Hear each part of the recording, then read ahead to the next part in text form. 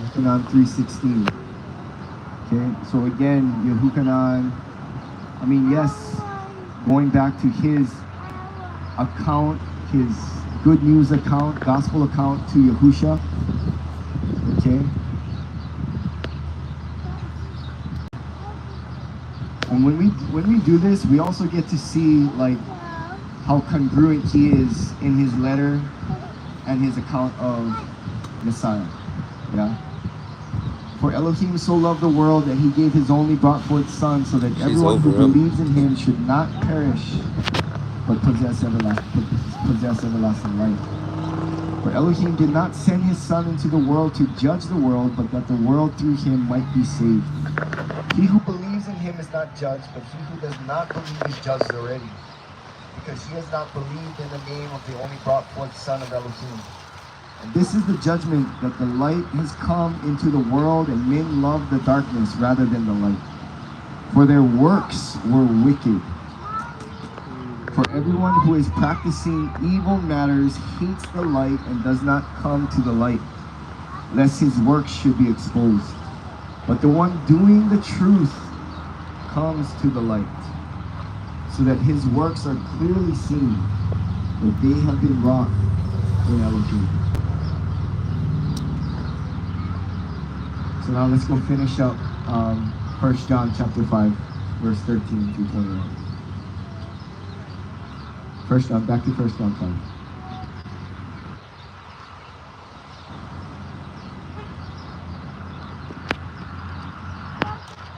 And it reads, I have written this to you who believe in the name of the Son of Elohim, so that you know that you possess everlasting life.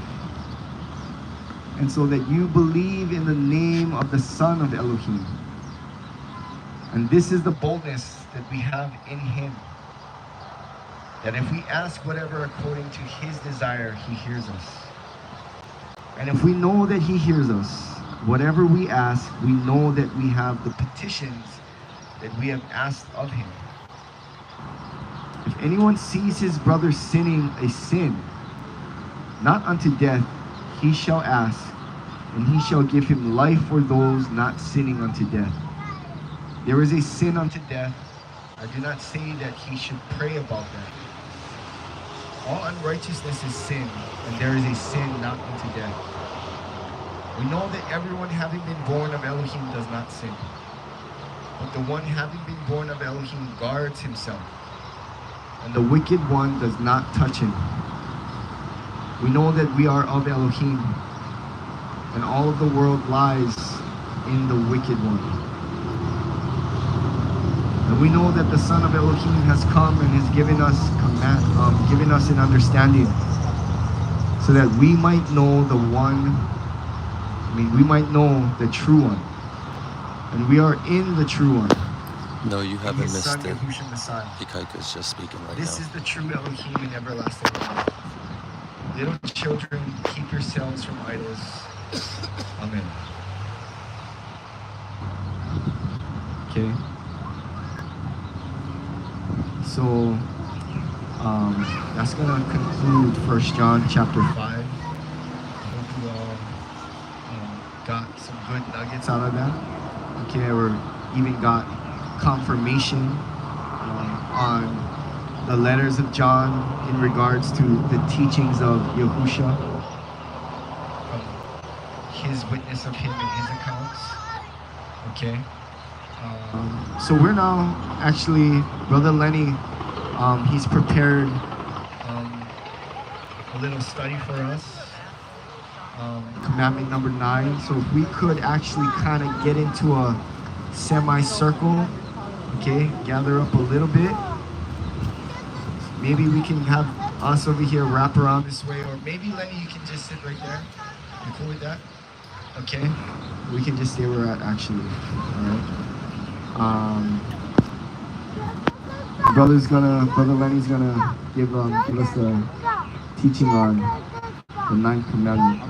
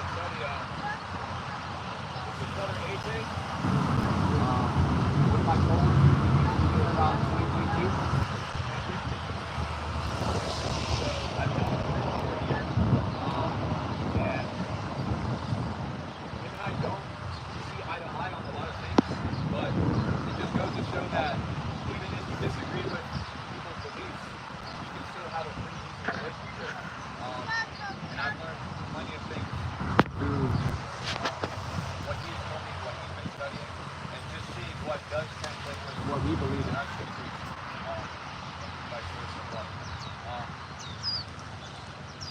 allow him to introduce himself. We're going to go over the 9th commandment. I wanted him to kind of give his testimony on an incident that happened at work. And I believe that what he will have to share will speak and to show that the Most High is a just, he's a just God, he's a just God. So, without further ado, AJ.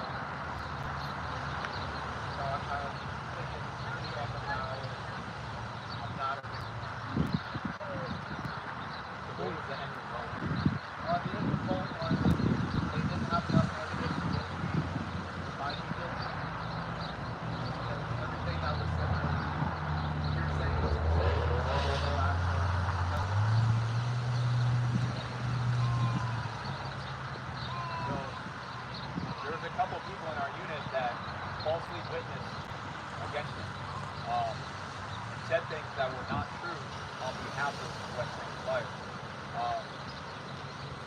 He allowed me to be one of his character witnesses when we present ourselves in front of the battalion commander.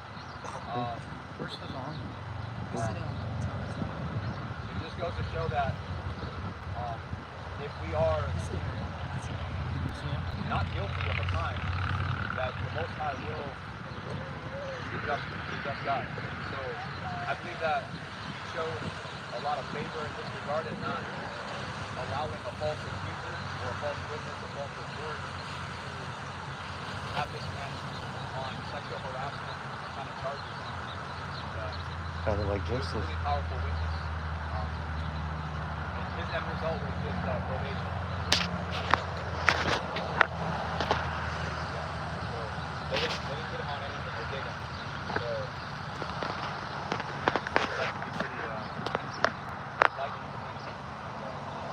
It's kind of like the story of Joseph with the Pharaoh's wife, you know? So, false accusations, but no hard evidence. Yeah, I appreciate it.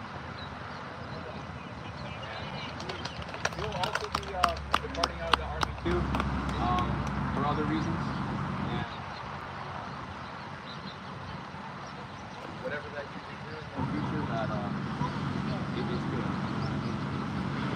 That it's enlightening to other people. Pray over him. Pray over him.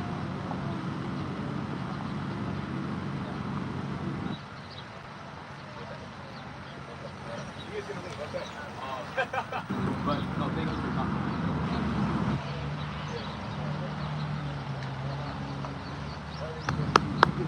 Can I borrow you? Have a good one, brother.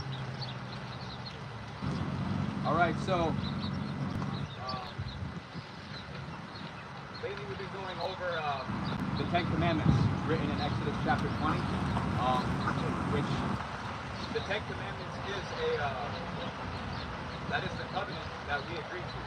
When we say that we are followers of Christ, when we are believers in His Son, we believe in those 10 Commandments, and that we will uphold those 10 Commandments. Okay?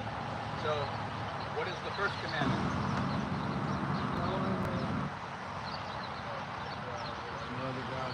Okay, there will be no other gods before the one that we serve, okay? second? No graven images. No graven images. No idolatry. What's the third one? Taking the name in vain. To not bring his name to nothing, not to bring it in vain. What's the fourth one that we're all observing today? Shabbat. Remember the Sabbath day to set it apart to keep it holy. Okay, what's the fifth one? Honor your father and mother. That your days Yep. may be long in the land. Okay, what's the sixth one? Does not steal. Oh, kill. Yeah, thou shalt not kill. Killing, no murdering. That not only physically, That's number but 8. with the tongue. Sorry, my bad. Okay. What's the seventh one? Adultery. Not the adultery. Yep. Not with someone else's spouse, but also spiritually too. Having our eyes wander on other things that are not ours. Other idols. Okay, what's the eighth one? Steal. Not steal. Chad had a really good study on stealing. Don't be a thief. And then today I'll be going over what it means to be a false witness, or what does it mean to be a liar, or to bring a false report. And then the last one that Brother Jeremiah will go over is what? Thou shalt not covet. Okay, perfect. So, can everyone see this? Okay, perfect. So I feel like I'm yelling. I don't want to feel like I'm yelling, but I know it's loud. So, like Titus said, Hebrew is a very interesting language, and we're all trying to figure out pronunciation and knowing how to say this language, because our scriptures were originally written in this language, and English is a really confusing language. And English is just a mixture of Greek and Latin and Hebrew and all kinds of stuff. So when we see things in English, it doesn't really mean anything. We have to go to the root of where that word even comes from. Like theology, theo is a Greek word. So you wouldn't know what theology is unless you know the Greek language of what our theory is theology. So, in regards to pronunciation, I believe that this is a really mature environment. So, like recently, like with vowels, I've learned that the Masoretes in the 8th and 12th century manipulated this language quite a bit and added their own way of the Hebrew. Okay, so Yiddish. if I say something, I'll make sure to give it the correct justification. Okay, so everyone turn to Exodus chapter 20 verse 16.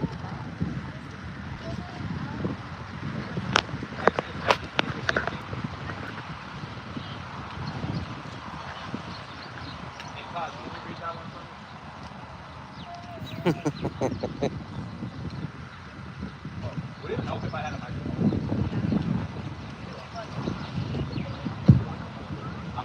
I'm okay with it. Sorry. It's empty. Yeah, Exodus chapter 20, verse 16.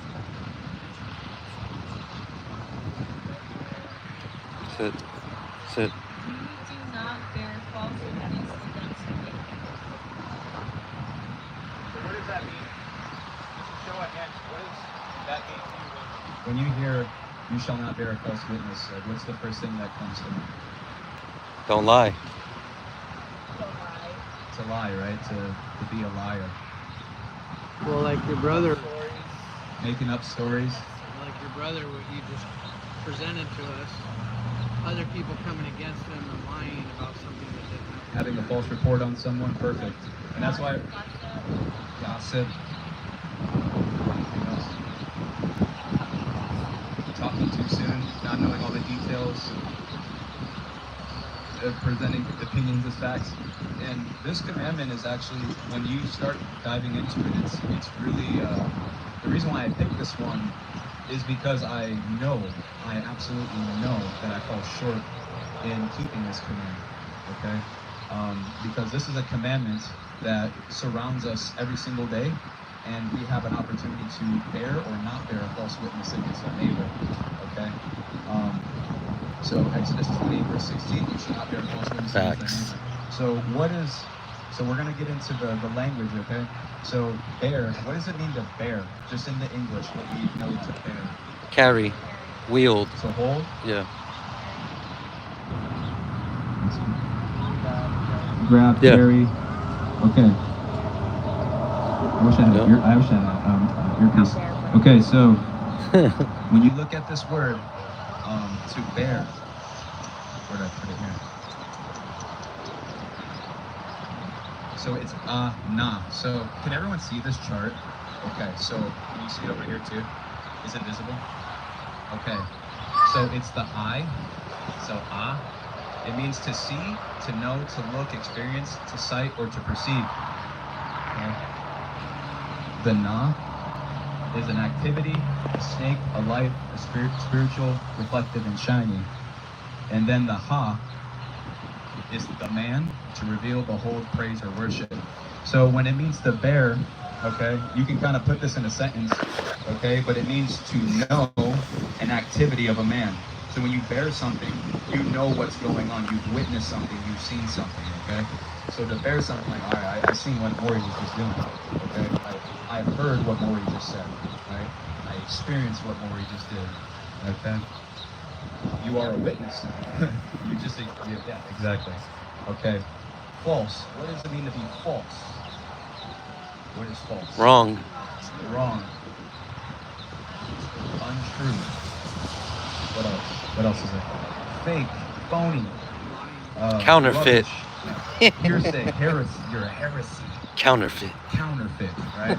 Okay, so the Hebrew word is shakar, or shakwar. So it's the shah, that means to consume, destroy. It also means to eat, okay? The kwa means behind. And then the ra is the head of a man, so it means a person. Okay? So shah, so you're destroying behind a person. Okay? Or you're devouring or you're consuming someone from behind when you're being false. Okay? And then what does it mean to witness? So we run over there, we went over what is false. What is a witness? Experience. See it. See? Yeah. It's a testimony. What else? Observe. Perfect. It's odd. So it is the I and the da. The odd. So to see, to know, to look, experience. Again. So we already have two words that have this I in this commandment, which I find pretty interesting because this commandment specifically literally has to do with what we see and what we have put an experience on. Okay? So to experience, to see, to know, adore, or enter with the path. And then, who is your neighbor? Who is your neighbor? That's right. I don't think I have this one. I'm sorry. While I was doing this study, my mind was going in 1,000 different directions. Full fast. Everyone tracking so far? Yes.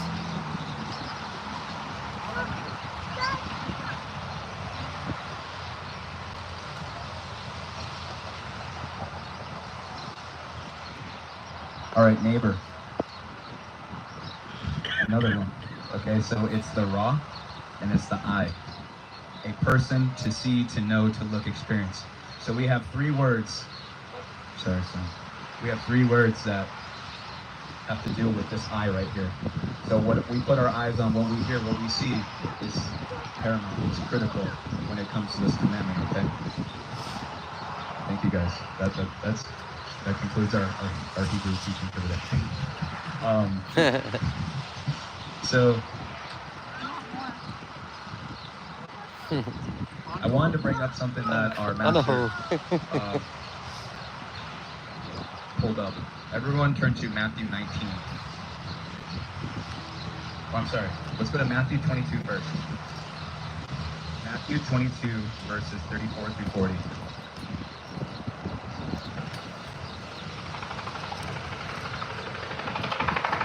May I have a wonderful volunteer to read Matthew 22, 34 through 40? Okay, will this reach? Yeah, there you go. There you go. Oh.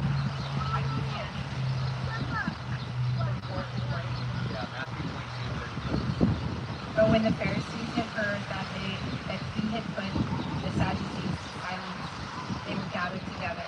Then one of them, which was a lawyer, asked him a question, tempting him, and saying, Master, which is the great commandment in the law? Yahushua said to him, Thou shalt love Yahweh thy Elohim with all thy heart and with all thy soul and with all thy mind. This is the first and great commandment. And the second is like unto it, thou shalt love thy neighbor as thyself. On these two commandments hang all the law. So the reason why that one is paramount, because we'll see that the greatest commandment is to love the Most High with all of our heart and with all of our being and with all of our might. And the Christ teaches from that. So he knows that that's written in the Torah, the law, and that's written in Deuteronomy chapter 6, verses 1 through 6. We have another volunteer for that.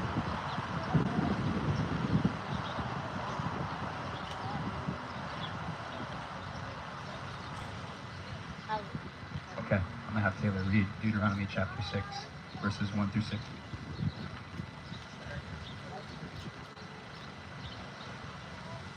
Now these are the commandments, the statutes, and the judgments, which Yahuwah your Elohim commanded to teach you, that ye might do them in the land whither ye go to possess it, that thou mightest fear the Yahuwah thy Elohim, to keep all his statutes and his commandments, which I command thee, thou and thy son, and thy son's son, all the days of thy life, and that thy days may be prolonged. Hear therefore, O Israel, and observe to do it, that it may be well with you, and that ye may increase mightily, as God, Yahuwah Elohim of thy fathers, hath promised thee, in the land that floweth with milk and honey.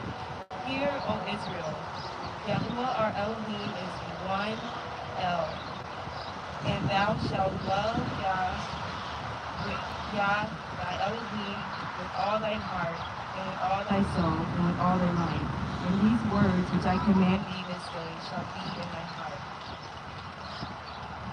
So when in Matthew 22, when Yahusha or Yahushai teaches, you shall love the Most High with all your heart, with all your being, with all your might. He got that from the Torah, or the law that was written. And then what was the second command that he said that was like unto it? Love your neighbor as Right? yourself. You shall love your neighbor as yourself. And on those two commandments hang all the law and the prophets.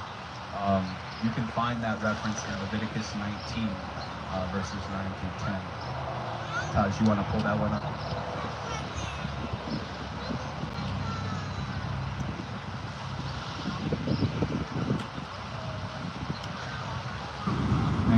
Nine through 10.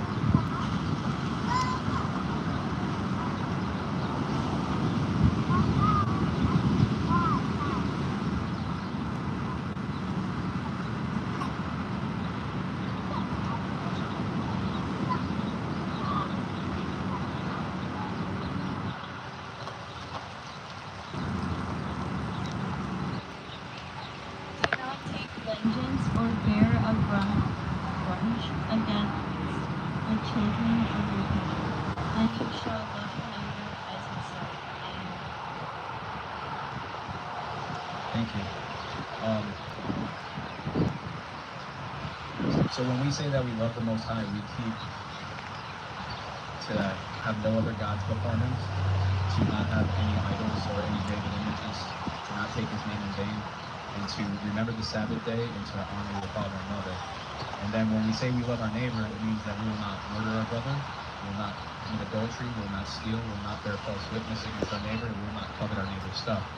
So that sums up, you can sum up the whole law with those two commandments. So that's what he was teaching in that example. And that individual was a law. He was studied in the law. He was a lawyer. So that guy that was questioning him or trying him knew exactly what that was going to come out of his mouth. He was an expert in Mosaic law. I'm going to bring up another one because one of Yahushai's teachings is he's going to show an illustration on what to keep. Okay? Everyone turn to Matthew 19:16 through 20 real quick.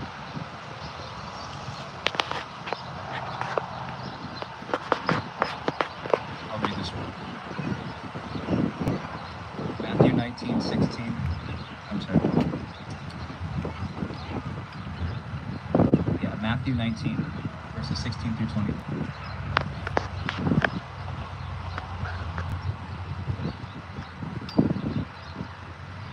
So it's going to read, it says, "And behold, one Sorry, came and y'all. said I'm unto trying him, to be the best Good tripod I master, can be what good thing shall I do that I may have eternal life?" So everyone while holding here the would want dog. to say that we're here because we do want to have everlasting life. We do want to make it into the kingdom of heaven. We want to be reigning with Messiah for 1,000 years and beyond, right? So this is like the golden question, right? Anyone, even in the churches, would want to know the answer to this question. Okay? And then he says, "Why do you call me good? There is no one good but one, and that is God, or Allah. But if you will enter into life, keep the commandments." Okay? Sounds pretty simple. But the man is like, and he says unto him in Matthew 19, verse 18, he says unto him, which commandments do I have to keep? And Yahushua said, "You shall not murder, you shall not commit adultery, you shall not steal, you shall not bear false witness, honor your father and mother, and you shall love your neighbor as yourself." So, do we believe that those are the only commandments we have to keep? No. Okay, and he kind of further explains. Because the young man was like, in verse 20, "All these things I have kept from my youth." So I've been keeping these commandments, Master. So he asked, "What do I lack yet? Or what am I still falling short of?" And then he said unto him, "If you want to be perfect," which, if you turn to Matthew 5 real quick, verse 48, it reads, "Be ye therefore perfect, even as your Father in the heavens, or in the heaven is perfect." So when he told that man, if you want to be perfect, there's another precept on be perfect, that he doesn't want us to be upright before him.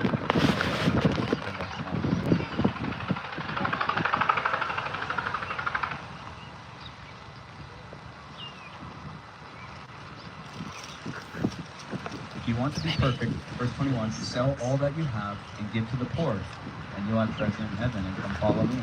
Drinking that all day. But when the young man heard that saying, he went away sorrowful, for he had great possessions. So, do we believe that this man that knew that he had a lot of possessions, and, well, I'll rewind. What commandment do you believe that he was falling short of? Because he says you're still lacking in one thing. It was one of the 10 commandments. Don't put anything before him. Be no other God before you. So put no other God before him.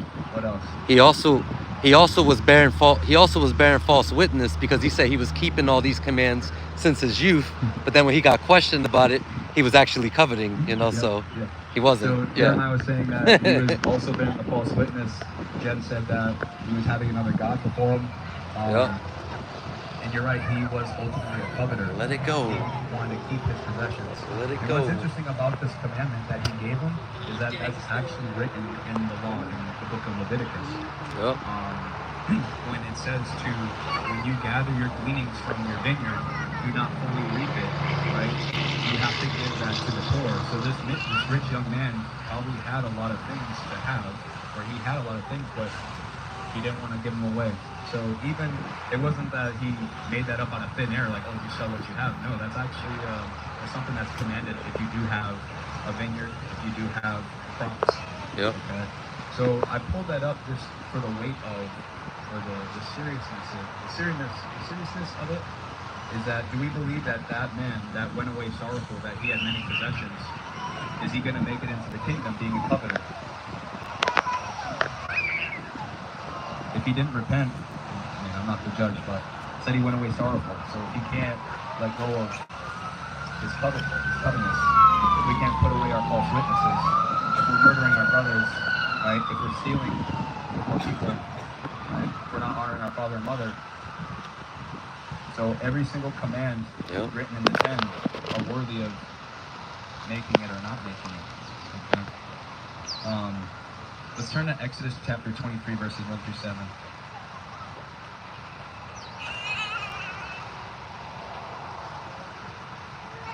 John, can I have you read that? Exodus chapter 23, verses 1 through 7.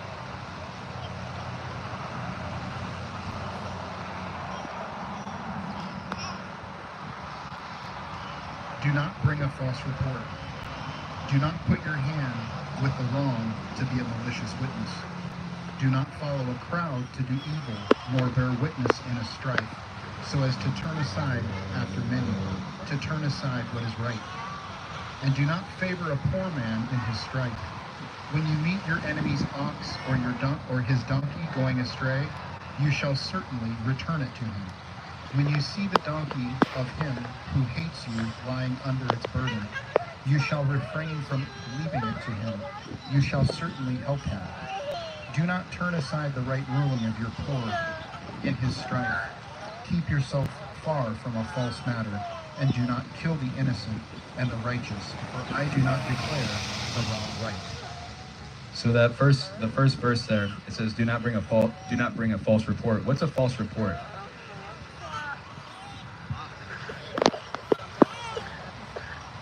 What's that? It's a lie.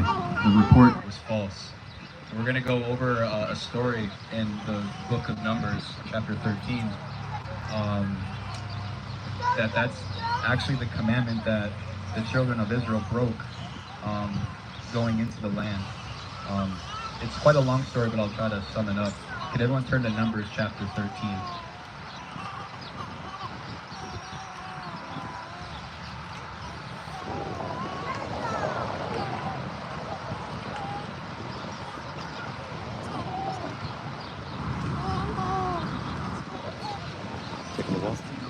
So I'll read the first couple verses. And it says, "And Yah spake unto Moses, saying, Send you men, that they may search the land of Canaan, which I have given unto the children of Israel. Of every tribe of their fathers shall you send a man, every one a ruler among them." So the Most High was commanding Moses to tell the children of Israel to spy out this land of Canaan, which is the land flowing with milk and honey.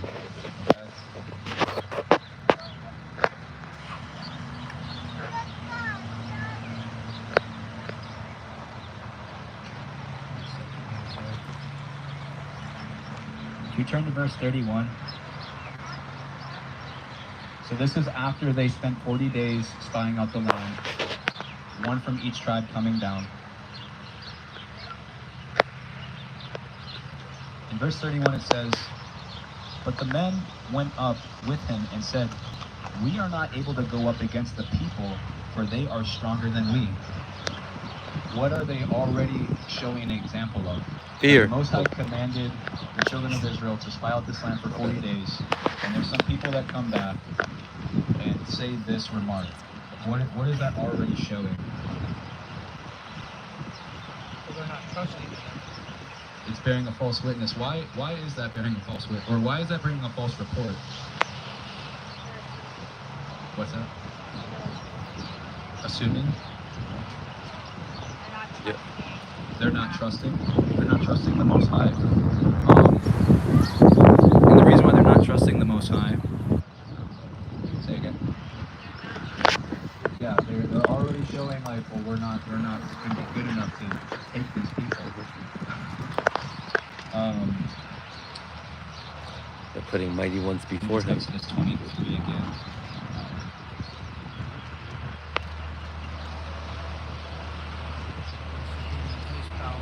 Yep. They're putting men before him. Exodus 23 verse 20, it says, I'll let everyone get there. What? Exodus chapter 23 verse 20 and 21. And the song that we always sing is "Fear Not," right?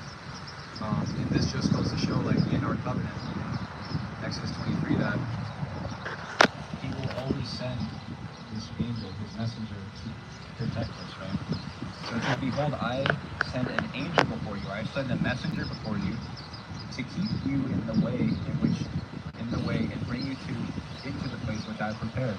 So we already have the provision and protection. So when he was commanding them to go seek out this land, and then they bring this false report, it then is contrary to what is taught in our covenant, which is to not fear, and that he will send his messenger to prepare the way. Okay. Going back to That's Numbers. deep.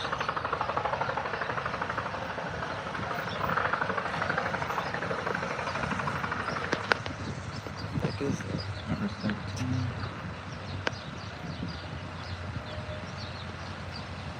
Verse 32. Or so it says, but in verse 31, but then the men that went up with him said, we will not be able to go up against the people, for they are stronger than we. And they brought up an evil report of the land which they had searched into the children of Israel, saying, the land though through which we have gone to search it, it is a land that is eaten up of inhabitants thereof, and all the people that we saw in it are men of great stature. I believe those are the Nephilim. The Nephilim were in that land, if I'm not, they're the giants, if I'm not mistaken, right? Oh yeah, verse 33. And there were giants, the sons of Anak, which come of the giants, and were in our own sight as grasshoppers, and so we were in their sight.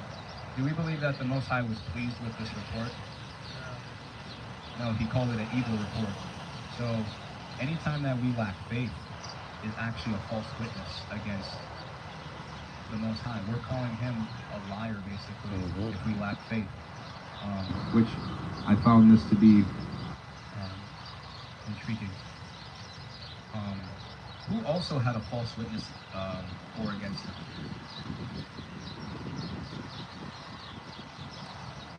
Messiah. Didn't Messiah have a false? Weren't people falsely accusing him of something? Yep. Let's turn to Mark 14, verse 53. Chad, can I have you read this one? Mark 14, 53 through 65. Mark 14.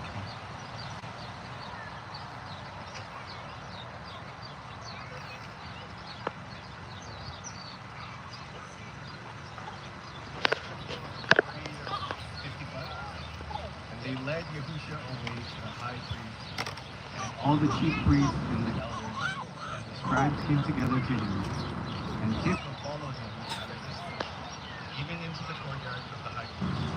And he was sitting with the officers and warming himself in the fire. The chief priests and all the council were seeking witness against Yahusha to put him to death. They were finding nothing.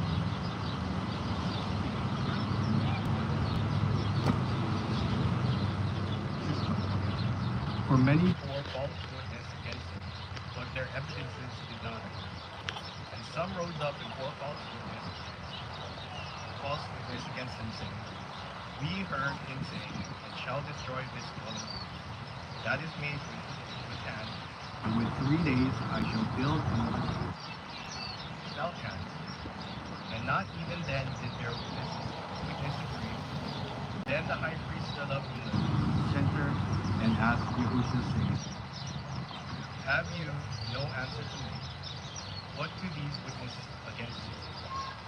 But he remained silent and gave no answer.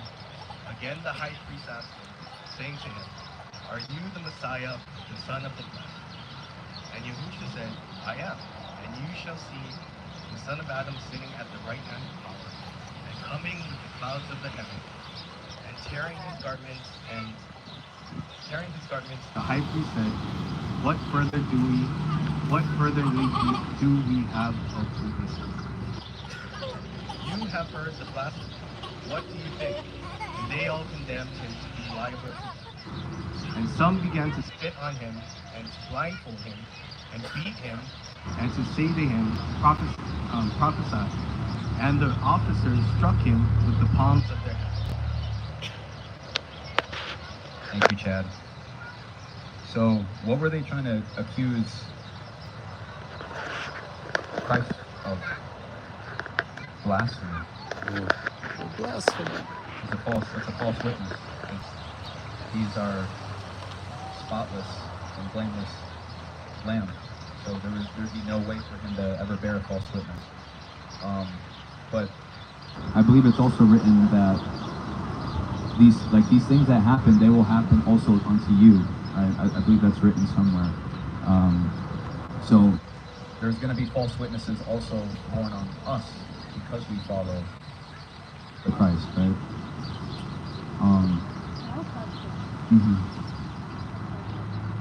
That's the other question.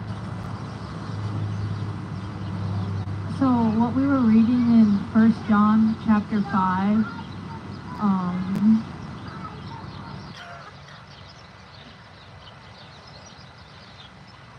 that, so like the Pharisees at that time, in verse 1 it says, whoever believes that, Yahushua is Christ born of God, or Elohim, and everyone that loves him that begot loves him also that is begotten of him. I butchered that, but by this we know that we love the children of God. So they were bearing a false witness by not believing he was the Christ, or that,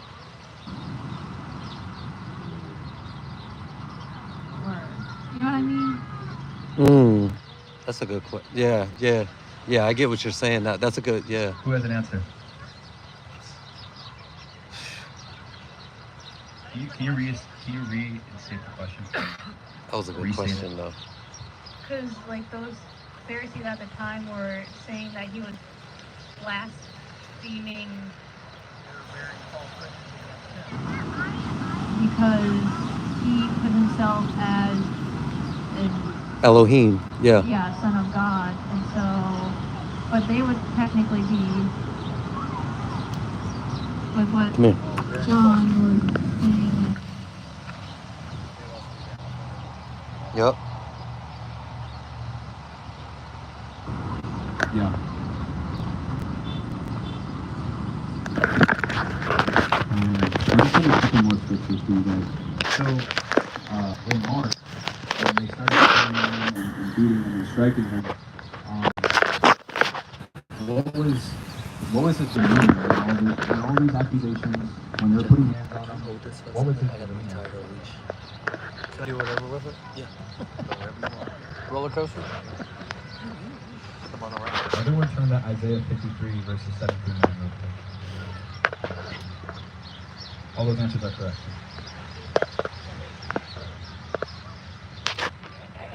Isaiah 53, verses 7 through 9. It reads, he was oppressed and he was afflicted, yet he opened not his mouth. So how quickly could it be, or how easily could it be, if, let's just say, Christian had some false, like he was saying something false to me, how quickly could I be like, just running my anger at him for something that he said that wasn't true about me? Easy, right? Like, that is a very easy thing to do.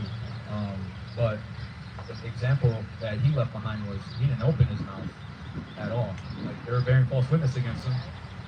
He's innocent. So like, we don't need to open our mouth against someone that's speaking falsely to us, right?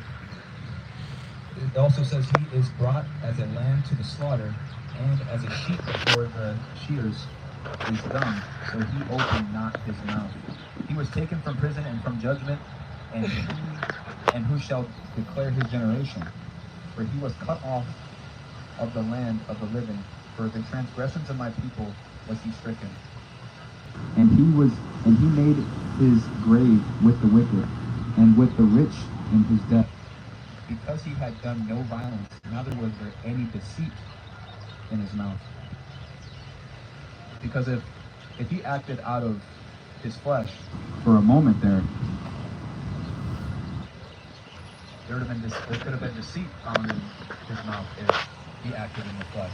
And like, it just goes to show that we have like no excuse under the sun, even in the midst of what people do say, if it's false, right? Any false report, anything that's a lie. He didn't open his mouth when that was, and it's like a teaching moment for me, right? The last thing I wanted to go over was tale bearing. What is a talebearer? Storyteller. A storyteller. What's a storyteller? What? Spreading false rumors. Say that again, Jeff. Spreading false rumors. Doesn't even have to be false. Or Spreading false rumors. or taking information and warping it into the way you pretty much see it. Taking information and warping into the way that you perceive it. What else?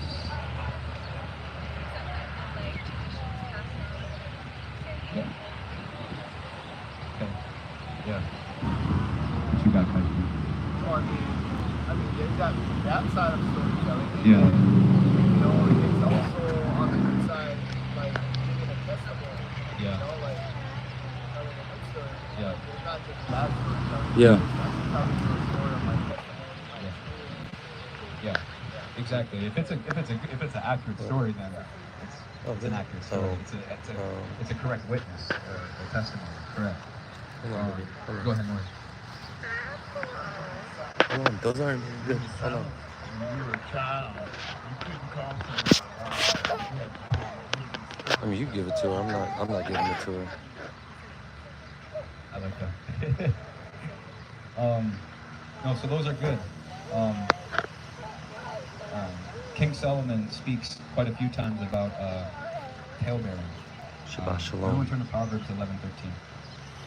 Shabbat shalom.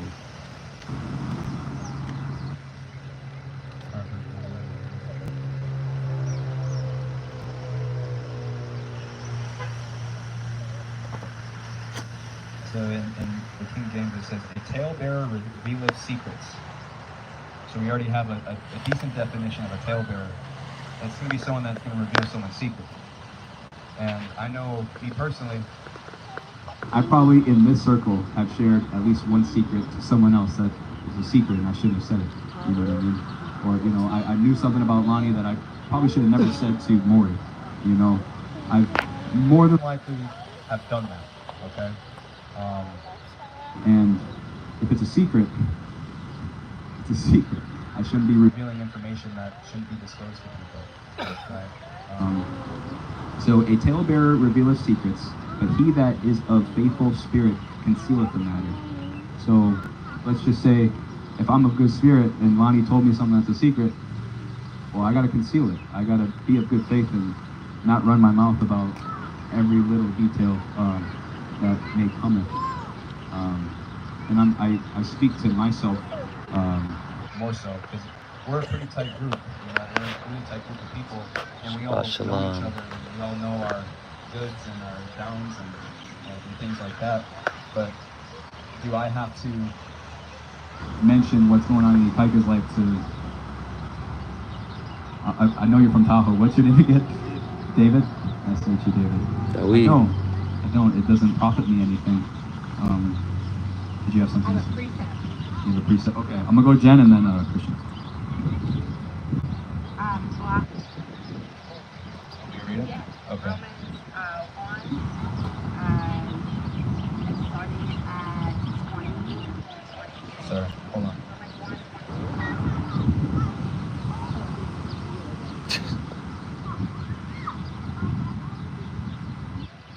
Romans 1. Romans 1, 20 through 26. It says, "For the invisible things of him from the creation of the world are clearly seen, being understood by the things that are made, even his internal power and Godhead, so that they are without excuse. Because that when they knew Elohim, or they knew God, they glorified him not as God, neither were thankful, but became vain in their imaginations, and their foolish heart was darkened. Professing themselves to be wise, they became fools, and changed the glory of the uncorruptible Elohim unto an image made like to corruptible man, and the birds, and four-footed beasts, and creeping things. Wherefore Elohim also gave them up to uncleanness through the lust of their own hearts, to dishonor their own bodies between themselves, who changed the truth of Elohim into a lie, and worship and serve the creature more than the Creator, who is blessed forever. Amen. For this cause Allah gave them up unto vile affections, for even their women did change their natural use into that which is against nature. Thank you. In the spirit of what we learn about how we should be testing the spirits in Proverbs 18, verse 17. It talks about, it says, the first to state his own case or tell his story seems right until another comes and examines him. So as brothers, neighbors, if somebody comes and tells you something, we don't immediately take it as, oh, that's the truth, right? We gotta do our due diligence and actually examine, the story. We don't vet it, and it's in here, so it's part of our duties as well to do that. And if somebody comes to you in confidence with something, you should go and examine the story, because he's telling it to you for a reason, either to accuse somebody of something or to defend himself in something. So take it seriously and hear you on that. Be a good brother, be a good giver, and do it. Examine that story. No, thank you for that share. Because let's just say there is something false, and we don't vet it, and then we receive it, and then we're over here showing other people false witnesses, and then it's just like, hey,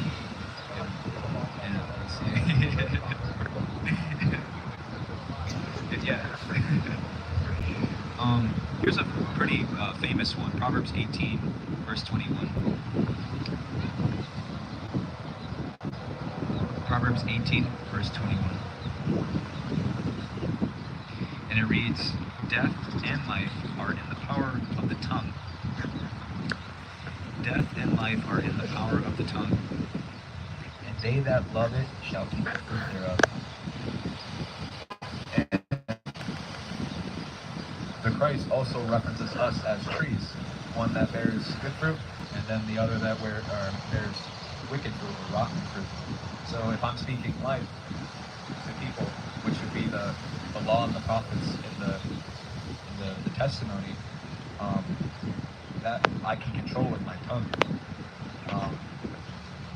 But oftentimes, I feel like I can get into a mode of not speaking life to people, and speaking vain things, or things that entail other people's business, which is a busybody or a talebearer, and that's death. One, I'm bearing false witness, and two, I'm murdering my brother by speaking ill of him. Okay. That's how it's said. I just got another one. Precept, go ahead. So Proverbs 26:20, where no wood is, there the fire goes out. So where there is no talebearer, the strife. Perfect. Thank you, brother. It's a good one, Jeff. And Peter, in his letter, references what is a busybody? Does anyone know what that means? Busybody.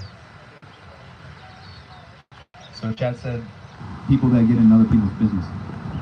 True or false? All up in your True. all up in the business. True or false? Is that true? Everyone turn to 1 Peter chapter 4.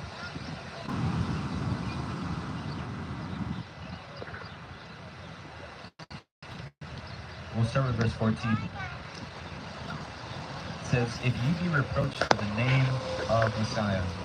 So, if we get rebuked in the name of our Master, happy are you, for the Spirit of glory and of Allah resteth upon you, and their part he is evil spoken of, but on your part he is glorified. But let none of you suffer as a murderer, or as a thief, or as an evildoer, or as a busybody in other men's matters. So he kind of defines it right then and there, but he likes it to someone that's a murderer, someone that's an evildoer, someone that's a thief. So the commandment runs a lot deeper than when you read it in Exodus 20 verse 16, do not bear false witness. It literally has to do with every single transaction, every single conversation, any individual that we encounter.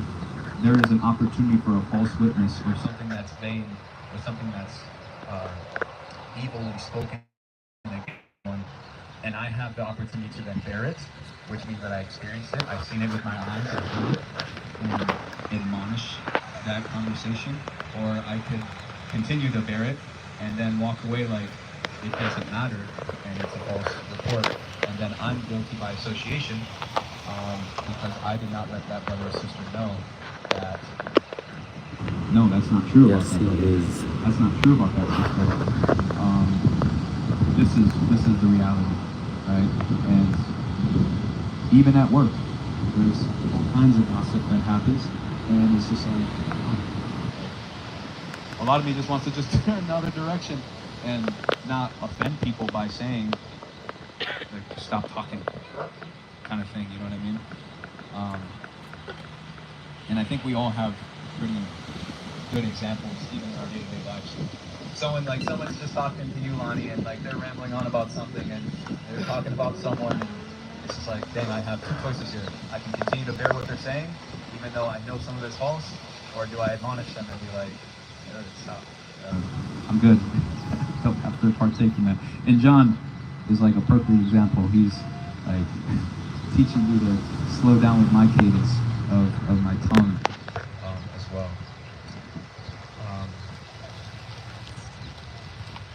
I think I have one more, and then I'll conclude with you guys. Is everything making sense so far with false witnessing? We've seen the two examples of not only the children in the wilderness lacking faith, bearing a false witness against the Father by lacking faith, and not keeping to the promise of that He will be with us, but also that it happened to the one that we follow, the one that we say that we are immersed in Him, that we put on the side every day, and that these things won't happen to us. So I have a couple more notes, I should say. So I wrote what a false witness or false reporting is telling someone something that isn't true. That's a false witness. Hearing someone say something that isn't true. So if I'm telling someone something that isn't true, or if I'm hearing something that someone is saying that isn't true, if I'm seeing something that someone's doing and not admonishing it, that's bearing also a false witness. Okay? Being in disbelief or not believing is also bearing a false witness, especially if I proclaim that I believe in the Son of the Most High, but yet lack faith. That shows a false witness against other people. Like, that dude doesn't believe. Like, he's crumbling in his faith. You know? And we all fall, but we're supposed to be the lights and examples to people. And if I'm not bearing a good witness of who we're following, that's a false witness of Messiah. And this comes easier said than done, of course. It's easier said than done. We also bear a false witness when we don't keep the commandments. Because if, let's just say I do Shabbat 50% of the time, but I'm proclaiming we need to keep Shabbat, but I'm not keeping Shabbat, that's a false witness. You know, like, and there's plenty of them. So when we proclaim that we do need to keep His covenant, we need to keep His commandments, but yet if I'm not doing them, that's a false witness to people. So that's what I have today.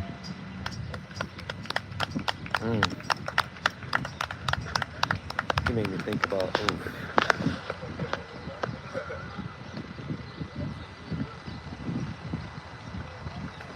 All right, Shalom, family. That was good stuff. That was good stuff.